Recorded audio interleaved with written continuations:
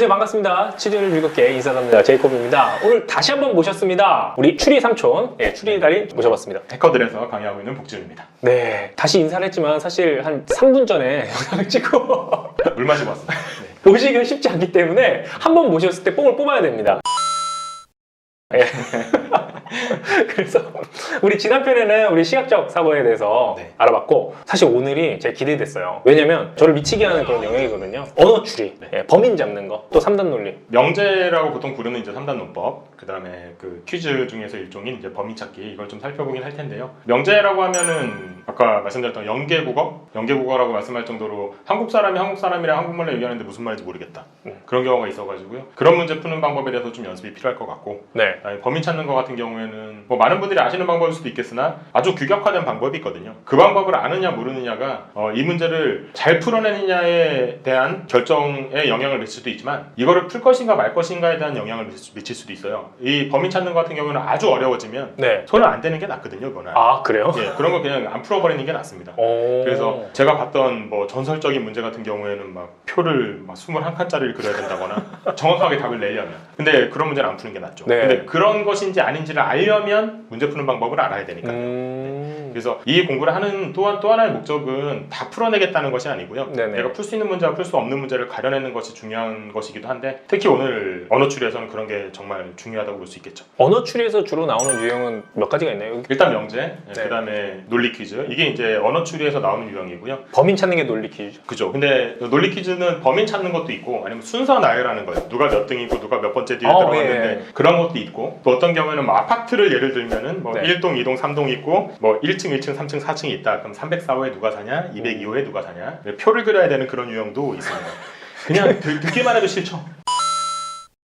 듣기만 해도 싫고, 많은 분들이 이거를 정말 빨리 풀려면 어떻게 풀어야 되나요? 이렇게 물어보시는 경우도 있는데, 제가 진짜 냉정하게 답변 드리길 어떨 때는 이거 빨리 푸는 방법 없어요. 이거는 그냥 문제를 봤을 때 빨리 제끼는 게 가장 좋은 방법이다라고 말씀드릴 정도로 복잡한 문제들도 있습니다. 사실 근데 그걸 의도했을 수도 있어요, 회사에서. 그렇죠. 이 문제 같은 경우에는 회사에서 의도하는 것이 이걸 얼마나 다 풀어내느냐가 중요한 게 아니라 본인의 능력 안에서 얼마나 많이 풀어내느냐, 이걸 보는 것이기 때문에 그죠? 괜히 어려운 거 붙잡느라고 뒤에 있는 쉬운 두 문제를 놓치면 그게 제일 이제 안 좋은 결과겠죠. 제가 계속 느끼는 건데, 이제 전문가들 모셔서 얘기하는 거는 아는 것과 모르는 것 구분하는 게 진짜 중요한 것 같아요. 그럼요. 그게 제일 중요해요. 본인이 뭘 모르는지를 안다는 거를 뭘 아는지 안다는 거거든요. 근데 그거가 연습이 안 돼 있으면 그냥 덤벼들어요. 명제 문제 같은 경우에도 짧은 세 줄이거든요. 맞아요. 근데 그거 덤벼들었다가 자신 있게 틀리고 가시면 시간만 잔뜩 쓰고. 그렇죠. 시간 잔뜩 쓰고 자신 있게 이제 긍정적이고 능동적으로 틀립니다. 저 같은 경우는 이거 풀다 보면 약간 오기가 생기거든요. 내가 오늘 이 시험을 어떻게 됐더라, 이거는 내가 푼다. 제가 수업 시간에 자주 하는 말인데, 내 이 문제는 죽여놓고 가겠다. 그 문제 본인이 죽죠. 그렇게 만드는 장본인이 오늘 두 개예요. 그렇죠. 명제 문제랑 이제 범인 퀴즈. 그거 한번 알아보도록 하겠습니다. 자, 이 문제 같은 경우는 이제 언어 추리 문제 중에서 명제 문제인데요. 아주 많은 사람들이 싫어하고 또 많이 틀리기도 하고, 더 중요한 건 자기가 왜 틀리는지도 모르는. 그 답을 선택하고 나서도 실은 우리 시험 보고 나면 답 안 가르쳐 주잖아요. 안 알려주죠. 그래서 자기가 맞았는지 틀렸는지도 모르는 그런 유형 중에 하나입니다. 되게 쉬운 두 명제잖아요. 말하자면 문장이 모든 책이 다 종이랍니다. 장식품인 책이 있대요. 이 관계를 가지고 다음 중 옳은 것은 이렇게 묻는 건데, 이거는 이제 우리가 명제를 공부하신 분들 같은 경우는 대우라고 하는 것을 알고 계시고, 그러면 대우라고 하는 것은 모든 책은 종이다, 이걸 대우처럼 바꾸면 이건 종이가 아니면 책이 아니다, 종이가 아니면 책이 아니다, 이런 이제 얘기가 됩니다.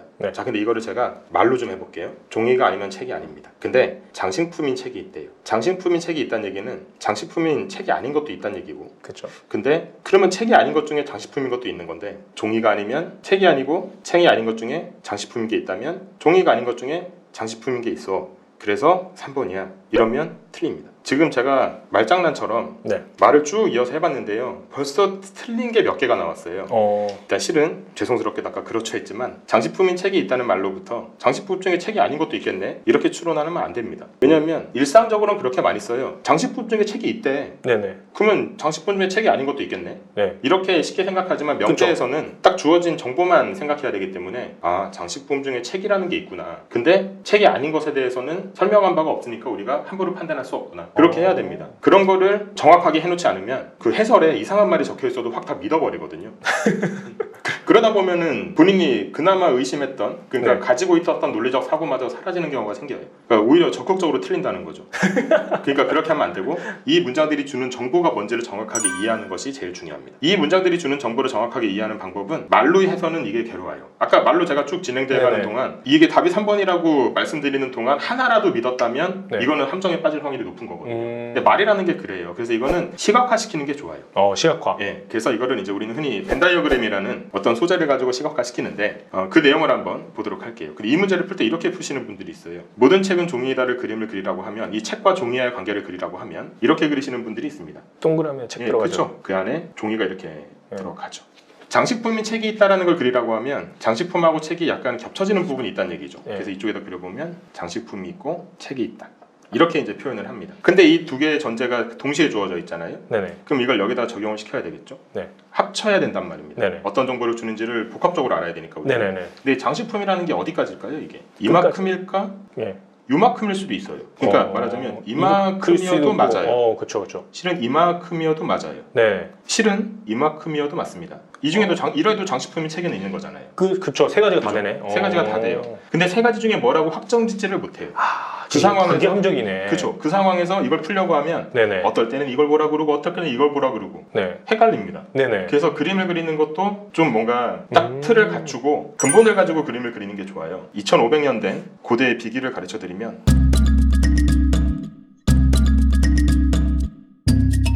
책, 종이, 장식품 세 개의 개념이 나옵니다. 네. 그럼 세 개의 개념 간의 관계를 우리는 설정할 것이기 때문에 겹쳐 그려 놓습니다. 이쪽을 책이라고 보고 이쪽을 종이라고 보고 네. 이쪽을 장식품이라고 볼게요. 자, 그럼 우리는 이 관계를 그리기 위한 틀을 갖춰 놓은 겁니다. 네. 영역은 몇 개 영역이 나오냐면 1, 2, 3, 4, 5, 6, 7, 8, 8개 영역이 나옵니다. 바깥까지. 그쵸? 네. 그러면은 왜 8개냐면 이게 2의 세제곱 8개예요. 네네. 책에 대해서 해당한다, 해당하지 않는다. 네. 종이에 대해서, 장식품에 대해서. 그러면은 이렇게 되면은 8개 영역이 나오고요. 예를 들어 한번 여쭤볼까요? 4번 영역이 뜻하는 바는 뭐 같아요?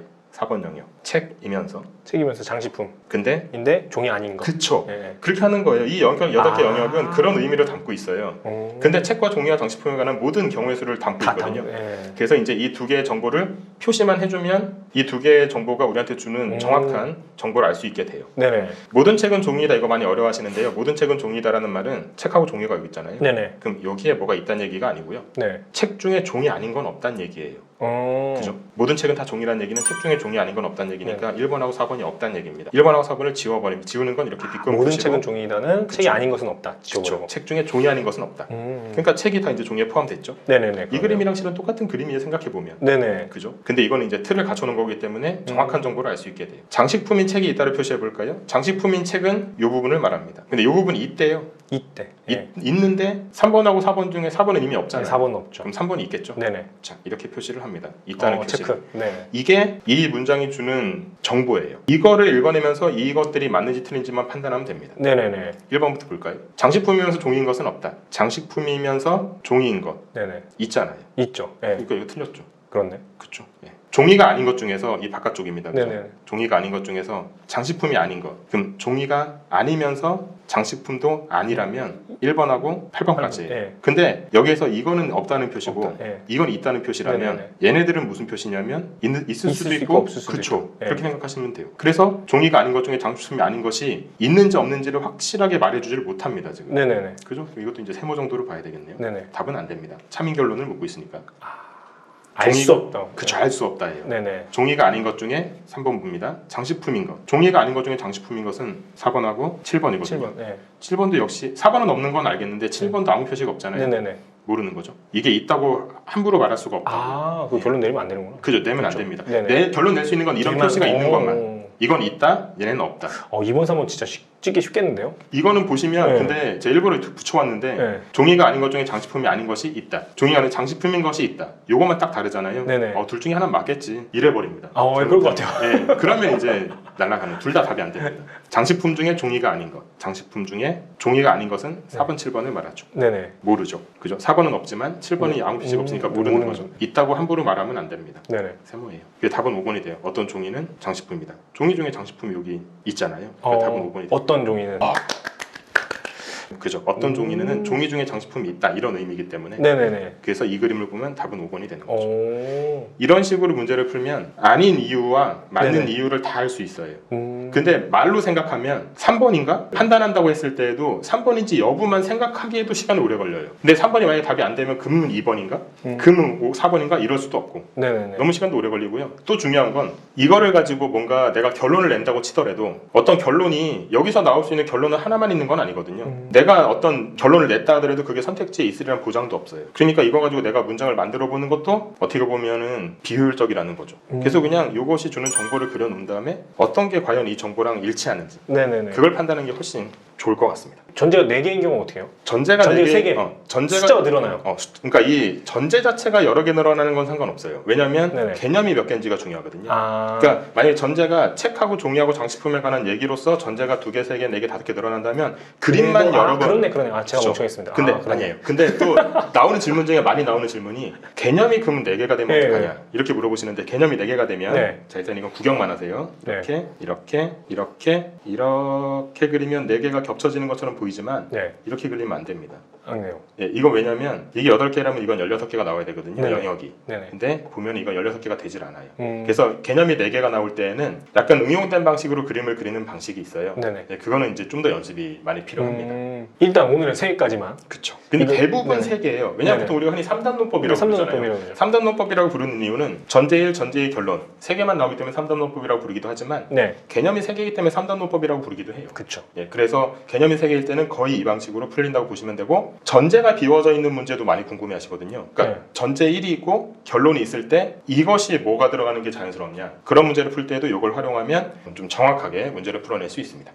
일단 이 스킬 괜찮네요. 이렇게 그려놓는 거. 네, 근데 처음 보시면 이것도 어려워요. 이게 이렇게 표시를 한다는 것 자체가 되게 연습이 되지 않으면 네, 근데 이것도 보면은 연습하면 될 수 있을 것 같다는 생각이 되게 많이 맞아요. 들어요. 이거를 지웠다는 게 머릿속에 일단 한번 걸치게 지운 건지 먼저 그쵸, 맞아요. 그것도 힘들어요. 그래서 실은 제가 수업에서는 네. 이 명제의 가장 기본적인 형태를 적어두고 그 기초부터 차근차근 해나갑니다. 그 다음에 이제 이 문제를 적용하기 시작하면 대부분들 많은 이제 좋은 결과를 좀 얻어내시는 경우가 많고 실제로 삼성 보신 분들 같은 경우에는 네. 이걸로 풀어서 편했다 이렇게 말씀하시는 분들이 있으셔서 저는 또 감사하게 생각하죠. 드디어 나왔어요. 네. 제가 제일 싫어하는 문제. 범인 찾기. 네, 범인 찾기 뭐 그리고 막 누가 누굴 좋아하고 막 이런 문제.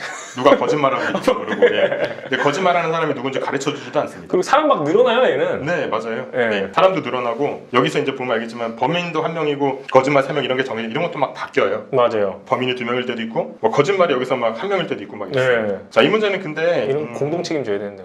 이런 책임. 범인을 찾을 수 있으면 그놈이 책임지면 되죠. 네. 근데 여기에서는 이 문제는 안타깝게도 요거는 거의 한 이런 말 제가 잘 싫어하는데 이건 네. 한 20초 컷입니다. 이 정도면. 진짜요? 아주 많이 쉬운 문제. 근데 이제 그 원리를 알아야 되는 문제인데 그럼 사람이 늘어나도 20초 컷을 할 수 있어요? 그거는 상황에 따라 다릅니다. 근데 이 문제는 최소한. 음. 20초 컷인데 실은 이런 문제가 문제정감자라는 프로그램에서도 종종 나왔던 형태거든요. 그런 문제 같은 경우에 제가 수업 시간에도 얘기하지만 저는 그걸 설거지하면서도 풀 수 있는 특정한 문제 같은 경우에는 어려워지면 당연히 그분들이 더 존경스럽습니다. 근데 네. 자 일단 이 문제를 풀 텐데 중요한 건 단독 범행이고요. 첫 번째 네. 범인이 1명이라는 얘기고 네. 그 다음에 거짓말이 3명 이게 괴롭습니다. 거짓말이 3명. 예, 이 4명 중에 그럼 범인이 아니었는데 왜 거짓말하고 있는 거예요? 그냥요. 아, 예, 알겠습니다. 주어져 있으니까요. 실은 범인이 이런 애들 있어요. 문제 보다 보면 지가 범인이랍니다. 돈 받았나 보다. 근데 이게 사실인지 아닌지는 모르는 모르죠. 거죠. 예, 그런 상황입니다. 근데 뭐 문제니까 주어진 거는 뭐 네. 우리가 그냥 믿고 가고. 자, 근데 이 문제를 풀 때 3명이 거짓말을 하고 있대요. 네. 그럼 진실은 1명밖에 없는 건데 네. 그 진실을 찾으면 얘기는 쉽습니다, 솔직히. 그 진실이 1명이면 나머지 3은 거짓말이고 그럼 나머지 3명의 말은 반대로 생각하면 되니까. 네네. 근데 여기서 볼 때 누가 진실이거나 누가 거짓말이거나 하는 거를 어떻게 생각할까요? 라고 하면 많이들 그냥 마음에 드는 사람 찍어요. 이게 좀 의심스러운데요? 뭐 이러면서 얘를 거짓말을 한다고 하면 볼까요? 이렇게 생각한다거나 뭐 아니면 범인이 아니라고 착한 말을 하네. 그럼 얘가 진실이라고 생각할까? 라고 막 얘기를 풀어나간다거나 경우의 수를 따지는 거죠, 그 다음에. 그렇게 따지는데 이 문제는 경우의 수를 따지는 문제가 아닙니다. 왜냐면 이거는 딱 아까 20초 컷이라고 얘기를 네네. 한 이유는 한 방에 보이기 때문인데 근데 일단 누가 거짓말을 이건 거짓말이 3명이라는 얘기는 진실이 1명이라는 얘기거든요. 네. 이 진실이 어디 있는가를 T는 누구인가를 true죠? 네, true입니다. 네. 네, 그럼 F라고 해드릴게요. 근데 여기에서 누가 진실인가를 찾으려고 하면 얘기는 어려워지고요. 네. 이 중에서 짝을 지었을 때 네. 이 짝에서는 진실이 있을 수밖에 없다라는 짝을 짓는 게 여기선 핵심이에요. 짝을 짓는다? 짝을 짓는다. 그래서 어떤 어긋나는 쌍 혹은 모순되는 쌍, 전 이렇게 표현하는데 여기에서는 아주 전형적인 모순되는 쌍이 있어요. 모순이라고 하면 그 말한 사람과 어떤 특정한 사람이 진실 거짓을 하나씩 나눠 가질 수밖에 없는 그런 상황이 되는데 예를 들어서 이렇게 한번 제가 해볼게요. A라는 사람이 있고 네. B라는 사람을 지칭해서 얘기하기를 이 사람이 이 사람한테 너 거짓말쟁이지 네. 라고 얘기했다고 쳐봅시다. 네네. 그럼 A는 진실일까요? 거짓말일까요? 그건 모릅니다. 모르죠. 근데 경우의 수는 둘 중에 하나예요. 예. 진실일 수도 있고 거짓일 수도 있어요. 네. 근데 A가 진실이라고 정해진다면 우리는 알 수 있는 정보가 하나가 나와요. B가 거짓말하고 거짓말했다는 걸 알 수 있다. 있죠. 예. 근데 이 경우만 있는 건 아니고 이 경우도 있을 수 있죠. 네. A가 거짓말했다고 치면 알 수 있는 정보는 이게 거짓말이니까 B가 진실을 말했다는 걸 알 수 있어요. 네네. 결국은 경우의 수는 둘 중에 하나입니다. 그죠? 네. 그러면 A하고 B는 누가 진실인지 거짓인지 몰라도 한 명은 진실이고 한 명은 거짓이 돼요.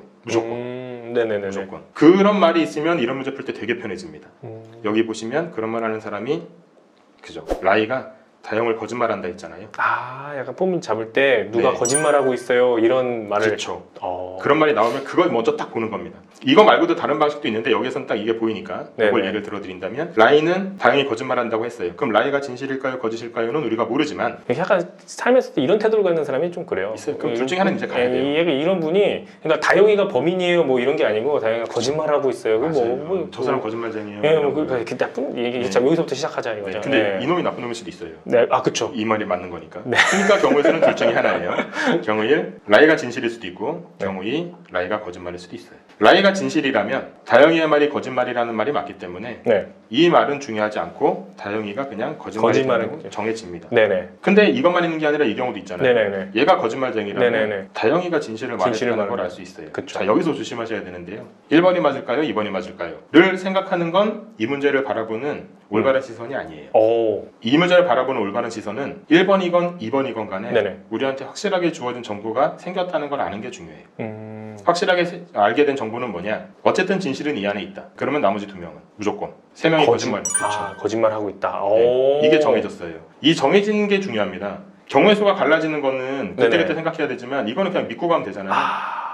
자, 요게 보이신다면 게임은 끝납니다. 네, 제가 범인이에요가 거짓말이잖아요. 네네. 그럼 나는 범인이 아니에요. 아니에요. 라이가 범인이 아니에요가 거짓말이네요. 네네. 얘 위증죄 처벌 받아요. 그쵸. 네네. 얘 위증죄 처벌 받아요. 근데 가영이 라이가 범인이 아니라고 했어요. 네네. 그러면 이 말이 거짓말이 되잖아요. 네네. 그럼 라이가 범인이에요? 범인이에요. 예, 4번입니다. 오, 우리는 이건지 정하진 못했어요. 네. 그래도 알 필요가 없네요. 알 필요가 없죠. 맞아요. 이렇게 해서 문제가 풀리는 경우도 있어요. 근데 이 문제를 푸는 방법은 이것만 있는 건 아니고요. 네네. 만약에 3명이 아니라 2명만 거짓말을 한다거나 네네. 아니면 범인이 2명이라거나 이렇게 바뀌게 되면 또 다르게 문제를 푸는 방식들이 좀 있습니다.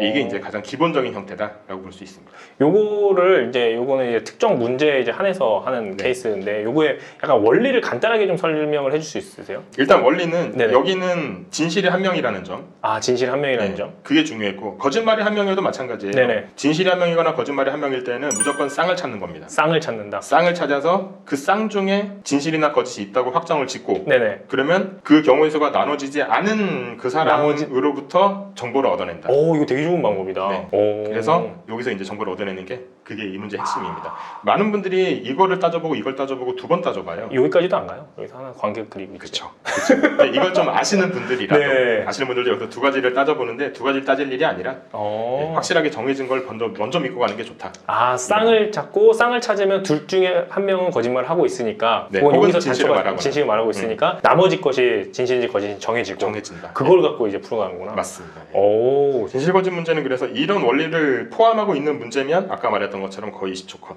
네네. 시간인 거고 여기서 좀 더 확장되는 방식이 있으면 네. 진실 거짓 문제는 되게 규격화돼 있어요. 대체로. 아, 예. 의외로 규격했던 의외로 규격화돼 저 있어요. 규격 안 돼 있어요라고 물어보려고 그랬는데 아니에요. 의외로 사람 수, 네네. 그다음에 그러니까 범인 수 혹은 거짓말하는 사람의 수 네네. 이런 것들로 문제를 푸는 방식이 거의 규격화되어 있는 경우가 많아서 네네. 그래서 그대로 풀어내면은 뭐 손의 움직임에 따라 다르겠지만 네네. 뭐 거의 이런 정도면 아까 말했던 것처럼 20초 안에 또 이제 좀 복잡해지더라도 한 네네. 1분 안에는 풀 수 있는 문제인 경우가 많습니다.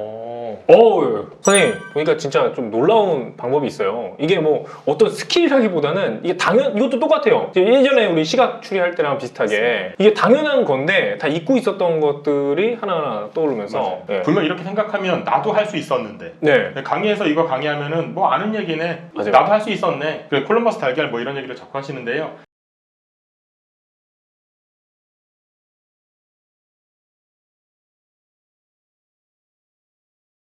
근데 콜럼버스 달걀도 콜럼버스가 했으니까 콜럼버스 달걀인 거죠. 이게 이제 또 연습이 돼야 됩니다. 원리를 아는 거 이게 저희가 가장 강조하는 거고요. 이게 연습이 안 되면 문제가 조금만 바뀌어도 이걸 적용할 수가 없거든요. 네. 근데 생각해보면 그러니까 콜럼버스 달걀이 아닌 거죠. 생각해보면 연습이 돼야 되니까요. 네. 콜럼버스 달걀은 알죠? 그 콜럼버스가 네. 달걀 새우도 박 잘랐던 거. 네. 그거. 예, 알 거라고 생각하고. 예. 분명히 이거 댓글에 하나는 올라올 것 같아요. 명제는 제가 아주 명쾌했어요. 명제는 또 누구나 다 할 수 있을 것 같은데 지금 이제 범인 찾는 거는 이제 범인의 숫자가 늘어나거나 상황마다 적용 안 돼요, 적용 안 돼요 하시는 분들 있을 거예요. 있을 수 있습니다. 그래서, 가장 전형적인 형태였기 때문에 아까 그것이. 그래서 혹시 가능하시면 나중에 몇 문제 더 해줄 수 있나요? 그럼요. 범인 찾는 문제도 이런 유형 말고도 몇 가지 유형이 더 있어요. 그 문제들도 이렇게 풀면 된다라는 또 그 규격화된 방식이 있거든요. 저도 많이 보여드리면 좋죠. 그래서 이거는 여러분들의 응원이 필요합니다. 밑에 이제 그 추리삼촌, 추삼 이렇게 외쳐주시면요 몇 문제 또 해주신다고 합니다. 저도 깜짝 놀랐던 것 중에 하나가 추리는 성적이 잘 오르지 않은 영역이라고 생각을 했었고 패턴이 정해져 있지 않다라고 생각했는데 오히려 이쪽에 패턴이 더 정해져 있다. 그런 것이 있죠. 예. 근데 패턴이 안 정해지는 것도 말씀대로 있어요. 아 있어요. 예, 그래서 그런 거 같은 경우에는 뭐 표를 그려가지고 막 문제를 해결한다던가 그런 같은 경우에는 저한테 질문하시는 게 어떻게 하면 이거를 빨리 푸나요? 이렇게 물어보시는데 그거는 빨리 푸는 방법이 없다 이렇게 말씀드릴 정도로 복잡한 것도 있거든요. 근데 그런 거 같은 경우에는 시간을 써야 되는 거고 이거를 뒤로 빼야 된다는 사실을 아는 게 우리가 실은 가져야 될 목표인 거죠. 딱 보고 이건 아니다 싶으면 그냥 그렇죠. 다 뒤로 제껴버리고. 저도 그래서 다른 교재 이렇게 질문하시거나 이럴 때 이 문제 딱 보고 어려운 문제 갖고 오시면 저 이거 시간 걸리는데 괜찮으시겠어요? 이렇게 얘기합니다. 네. 네, 시간 걸리는데 괜찮으시겠어요? 네. 이거 가라는 거죠? 네. 아닙니다. 가는 건 아니고 같이 한번 생각해보자 네. 이런 의미입니다. 네. 근데 선생님도 보면은 새로운 문제들 이렇게 보실 때 있잖아요. 그쵸. 보시면은 그거 대충 패턴은 또 비슷비슷한가요? 그래가지고 보시면 바로 풀 수 있으세요? 아니면 다시 또 연구를 하셔야 되고 뭐 이런 상황이에요? 이게 약간 네. 수학이랑 약간 비슷한 느낌이 있는 게 네. 수학 공부하시는 분 중에 예전에 정석을 외우시는 분 있어요. 네네. 정석을 외워서 그냥 숫자만 바뀌는 거야. 근데 이 추리도요. 약간 그런 측면이 좀 있습니다. 비슷한 문제를 요거 이름만 바꿨네 라는 게 보이는 문제도 있어요. 워낙에 전형적이다 보니까 그런 문제도 있는가 하면 또 새로운 문제도 분명히 있습니다. 그래서 새로운 문제인가도 같은 경우에는 저도 이제 약간의 도전 정신 이런 게 들긴 하죠. 근데 시험장에서는 도전 정신 안 됩니다. 시험장에서는 이제 뒤로 빼고. 저는 선생님으로서 좀 어려우실 것 같아서 왜냐면 수학은 사실 범위가 정해져 있어요. 수학 선생님이 이거 다 풀 수 있는 거가 많거든요. 근데 추리는 무한대 그렇죠. 무한대를 갖고 와가지고 저기 구석에 있는 거 갖고서 이거 어떻게 풀어요라고 하면 그 순간 이런 거 대충 어떻게 하십니까? 그것도 마찬가지. 시간 걸리시는데 괜찮으시겠어요? 그렇게 하는 거죠. 물어보는 것 중에 네. 이런 걸 많이 보니까 해답에 나와 있는 거 알겠고 나도 풀어내긴 했는데 네. 더 빠르게 푸는 방법이 없냐 이걸 보통 물어보시죠. 뭐 혼내거나 그러시는 건 아니죠? 아유 저는 절대 혼내지 않습니다. 네. 삼촌이니까요. 아, 예, 좋습니다. 3천 좋아요. 오늘은 여러분들 여기까지 하도록 하겠고요. 마지막으로는요, 우리 후배들에게 이제 얼마 안 있으면 CJ도 있고, 삼성도 있고, 롯데도 있고, 인적성 많이 봐요. 마음가짐을 좀 어떻게 하면은 조금 편안한 마음으로 좀 볼 수 있을까요? 이게 공부 네. 때문에 불안한 거는요, 이 공부로밖에 못 풀어요. 이게 뭐 술을 마시든 게임을 하든 아니면 잠을 자든 일어나면 이거 불안합니다. 게임 잘해서 일어나면 불안하고요. 술 깨면 불안합니다. 이게. 그러니까 계속 공부로 이 스트레스를 푸셔야 되고요. 여러분들께서는 분명히 충분히 능력을 갖고 계실 겁니다. 그때까지 밑빠진 독에 물 붓게예요. 계속 물 부어야 됩니다. 계속 잊어버릴 겁니다. 그래도 계속 물 부으시고 하시면서 시험 당일까지 감각을 최대한 살려두시고 그래서 이제 시험장에 가시는 게 가장 중요하고요. 근데 시험 보기 전날 너무 오래 공부하지 마시고 잠 많이 주무셔야 돼요. 그리고 시험장 도착하는 것도 꼭 10분, 20분 일찍 도착하셔야 됩니다. 급하게 가지 마시고 급하게 가면 마음도 급해지고 그 급해진 마음이 시험장에서 꽤 많이 영향을 미쳐요. 그거 가라앉는데 시간 오래 걸립니다. 그러니까 꼭 시간 좀 잘 보셔가지고 일찍 가시라는 말씀도 드리고 싶어요. 이게 긴장되는 마음은 안 없어지는 것 같아요. 안 없어집니다. 내가 준비를 더 하는 거, 그게 밑빠진 독에 물을 붓는 일이지만 계속 붓는 거 우리가 해야 될 일이 맞아요. 아닌가. 계속 붓다 보면 계속 네. 차 있습니다, 그게. 좋은 말씀이신 것 같습니다. 그러면 우리 이상 마무리하도록 하겠습니다. 인사 담당자와 추리 삼촌이었습니다. 하나, 둘, 셋. 안녕. 자, 즐겁게 보셨다면 구독과 좋아요를 눌러주시기 바라겠습니다. 그리고 조금 더 보완이 필요하다면 싫어요 눌러서 저에게 피드백 주시면요 반영하도록 할게요. 그럼 이상 마무리하도록 하겠습니다. 안녕.